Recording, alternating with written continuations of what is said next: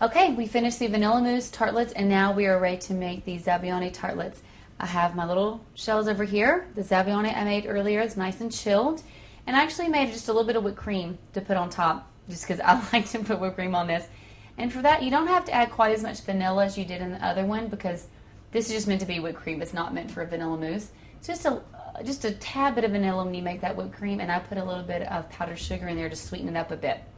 So that's the story on that whipped cream.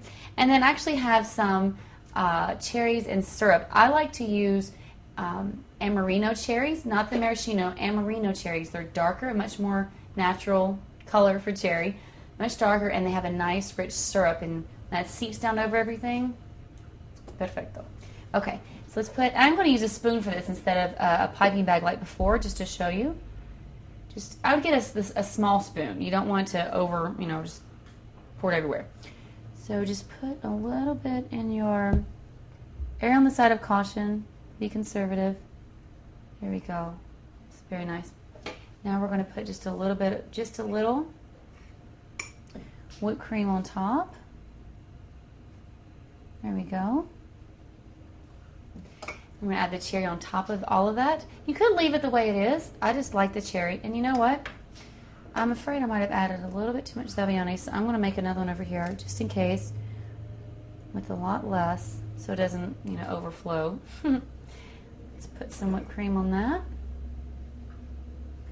Beautiful. And let's add our cherry and the syrup. You don't have to add too much syrup because it'll just kind of seep in there anyway.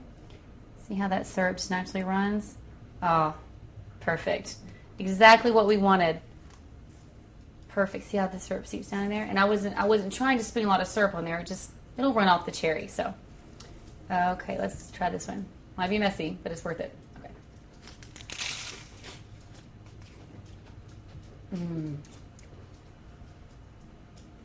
The Zabaglione is slightly heavier than the vanilla mousse, but it's still really light.